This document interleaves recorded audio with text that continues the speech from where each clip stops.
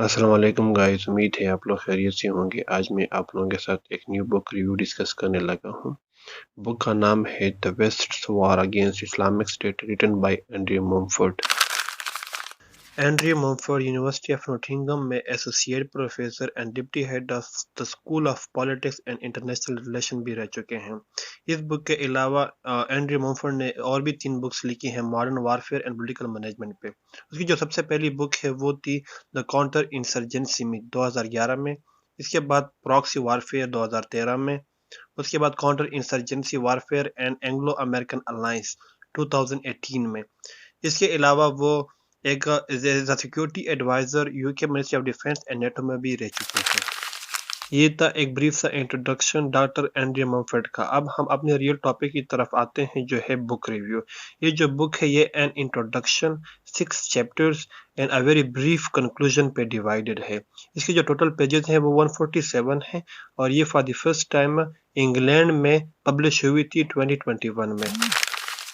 The very first chapter of this book is very interesting because جو writer ہیں وہ ISIS کے rise کے بارے میں بتاتے ہیں اور پھر امریکن کے الائنس کے بارے میں بتاتے ہیں کہ انہوں نے کس طرح الائنس بنائی تھی 9/11 کے بعد، جب وہ انویژن کر رہے تھے افغانستان میں اور پھر انہوں نے انویژن کیا تھا عراق میں، اور پھر یہ جو انویژن ہے اس ٹائم میں کون کون سے ملیٹنٹ گروپس مڈل ایسٹ میں اور افغانستان میں رائز ہو رہے تھے۔ اور سب سے انٹرسٹنگ بات جو اس چیپٹر کی ہے وہ یہ ہے کہ اس چیپٹر میں ابو مصعب الزرقاوی کے بارے میں بتایا ہے جو ISIS کے فاؤنڈر تھے۔ انہوں نے کافی ٹائم جیل میں بھی گزارا تھا اور وہ 9/11 کے واقعے کے ٹائم یہ افغانستان میں تھے اور پھر وہاں سے ان ISIS کا رائز بھی ہوا تھا۔ چیپٹر نمبر 2 میں اطر جو ہے وہ 2 بہت ہی امپارٹنٹ امریکن پالیسیز کے بارے میں بتا رہا ہے، اس لیے اس چیپٹر کا نام بھی یہی ہے America's war from degrade and destroy to the defeat of ISIS۔ اس چیپٹر میں اطر جو ہے وہ پہلے جے وی ٹیم جو 8 سپٹمبر 2014 کو باراک اوباما نے ختم کیا تھا۔ جے وی ٹیم بیسیکلی یہ کاؤنٹر ملیٹنٹ گروپس تھی، بٹ یہ فیل ہو رہی تھی مڈل ایسٹ میں کافی ٹائم سے، اور اس کو باراک اوباما نے پھر ختم کر دیا۔ اور اس طرح اس کے بعد ایک گلوبل کولیشن بنائی ہے اور جس کا نام تھا آپریشن انہیرنٹ ریزالو۔ صرف 2 دن کے بعد، مطلب 8 سپٹمبر کو جے وی ٹیم کو ختم کر دیا، اس کے بعد پھر 10 سپٹمبر 2014 کو آپریشن انہیرنٹ ریزالو سٹارٹ کیا۔ لیکن اس آپریشن انہیرنٹ ریزالو میں کافی ڈفرینٹ اور کنٹریز بھی تھی like Britain, Germany, France, Italy, یہ سب کنٹریز اس میں انوالو تھی۔ یہ جو آپریشن تھا یہ کافی حد تک کامیاب ہو گیا تھا to counter ISIS in the middle east. اس بک کے چیپٹر نمبر 3 میں اطر جو ہیں وہ the proxy wars for and against ISIS کے بارے میں بتاتے ہیں۔ سب سے پہلے ہم پراکسی وارز کے بارے میں جاننا چاہتے ہیں کہ what is proxy wars. Proxy wars ایک پولیٹیکل ٹرم ہے جس کے معنی ہے کہ ایک پری ایگزسٹنگ وارفیئر میں ایک تھرڈ پارٹی انڈائریکٹلی انٹروین ہو جائے اور وہ اس کنفلکٹ کو اپنے فیور کے لیے یوز کرے۔ اس کا اگر ہم اگزامپل لے لیں تو اس کا اگزامپل ہمیں کولڈ وار کے ٹائم سے ملتا ہے افغانستان کے ریجن میں۔ جب USSR نے انویڈ کیا افغانستان میں تو پھر امریکن ٹروپس یا امریکن جو CIA ہے انہوں نے افغان مجاہدین کی ہیلپ کر کے USSR کو ڈیفیٹ کروایا افغانستان میں۔ تو اسی طرح یہی اسٹریٹجی انہوں نے مڈل ایسٹ میں بھی یوز کی اگینسٹ ISIS، کیونکہ انہوں نے ڈفرینٹ الائز بنائے تھے جس طرح کہ ایران تھے اور ڈفرینٹ گلف اسٹیٹس جو تھیں۔ اور پھر اسی طرح جیسے کہ ہم جانتے ہیں کہ سیریا اور عراق میں شیعہ کمیونٹی بھی کافی زیادہ تعداد میں ہیں اور کرز بھی ہیں، تو انہوں نے کرز کے ساتھ الائز اور شیعہ کے ساتھ الائز بنا کر کے ISIS کے خلاف ایک کاؤنٹر انسرجنسی سٹارٹ کر دی، کیونکہ وہ یہ چاہتے تھے کہ جو ISIS کی جتنی تیزی سے رائز ہو رہی ہے مڈل ایسٹ ریجن میں تو یہ ہمارے لیے کنٹرول کرنا امپاسبل ہے اگر ہم لوکل لوگوں کو یوز نہ کر دیں۔ اس بک کے چیپٹر نمبر 4 میں اطر جو ہیں وہ امریکن کی فردر ڈفرینٹ پالیسیز کے بارے میں بتاتے ہیں۔ وہ کہتے ہیں کہ جو امریکن تھی وہ جو ان کے گراؤنڈ پہ جو ٹروپ تھی وہ کافی حد تک فیل ہو رہی تھی ISIS کے خلاف، لیکن انہوں نے پھر دوبارہ ایک ایئر آپریشن لانچ کیا اگینسٹ ISIS، لیکن یہ بھی جو آپریشن تھا یہ بھی کافی سکسیسفل نہیں تھا، کیونکہ ISIS کے پاس اتنی ماڈرن ٹیکنالوجی تھی یا اتنے ماڈرن ویپنس تھے کہ ان کے جو ہیلی کاپٹر تھے یا ان کے مطلب ہے جو بھی ہوائی یا ڈرون اٹیکس ہو کرتے تھے وہ ان کو پہلے سے ہی پتہ چل جاتا تھا اور پھر وہ ان کو تباہ کر دیتے۔ تو وہ جو یہ سارا جو چیپٹر ہے وہ ان چیزوں کے بارے میں بتا رہا ہے۔ چیپٹر نمبر 5 میں اثر جو ہیں وہ آئی ایس آئی ایس کے ڈفرینٹ وار ٹیکنیکس کے بارے میں بتاتے ہیں، اور وہ کہتے ہیں کہ آئی ایس نے کس طرح سائبر اسپیس اور فائنانس وار کو یوز کر کے امریکن ٹروپس کو ڈیفیٹ کیا مڈل ایسٹ میں۔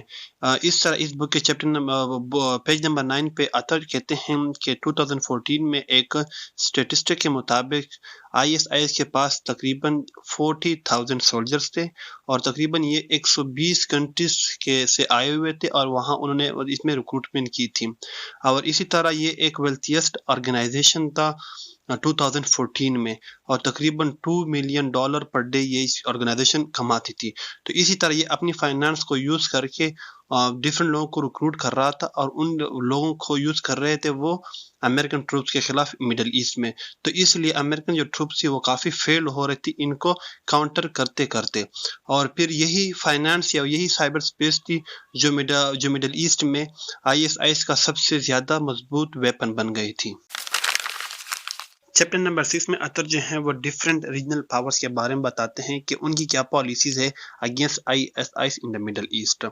اس میں سب سے پہلا آتا ہے ایران۔ جس طرح ہم سب کو پتہ ہے کہ ایران ایک شیعہ ڈومینیٹڈ کنٹری ہے، تو وہ کبھی بھی نہیں چاہے گا کہ ایک سنی ٹیررسٹ آرگنائزیشن کی اسٹرانگ ہولڈ ہو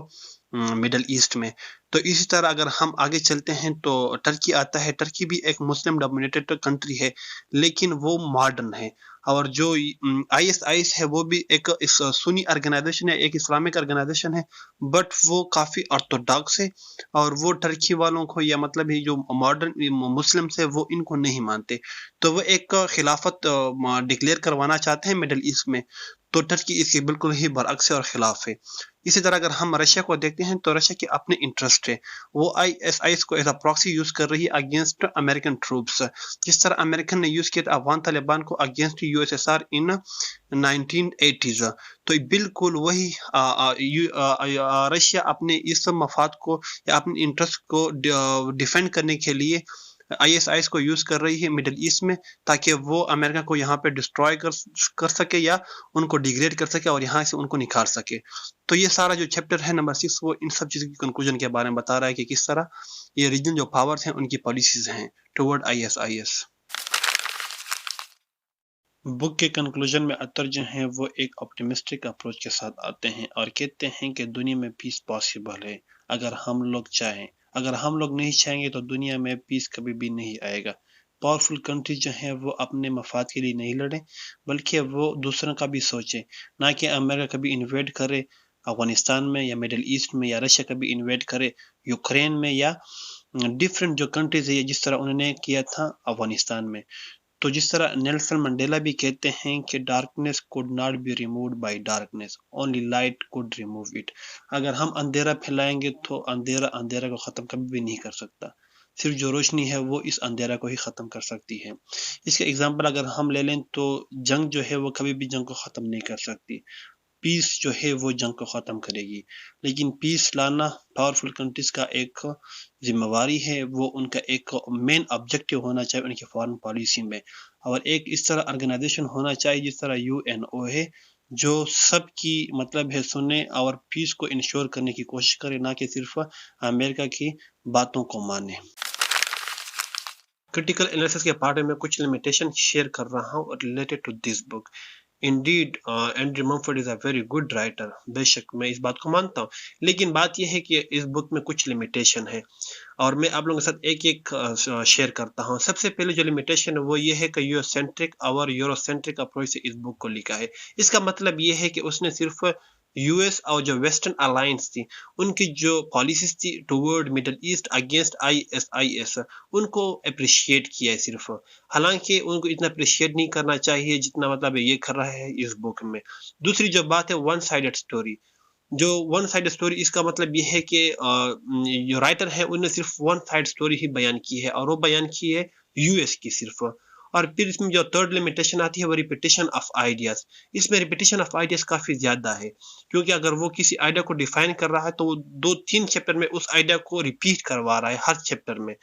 تو اگر ہم اس میں چوتھی اگر ہم لمیٹیشن میں دیکھتے ہیں تو انہوں نے بالکل جو لوکل وائسز ہیں یا جو لوکل سورسز ہیں اس کو اگنور کیا ہے، صرف اس نے مطلب ہے وہاں بیٹھ کے ایک بک لکھی ہے جو صرف US پالیسیز کو اپریشیٹ کر رہی ہے، گلوریفائی کر رہی ہے، نہ کہ وہ ان کو کرٹیسائز کر رہی ہے۔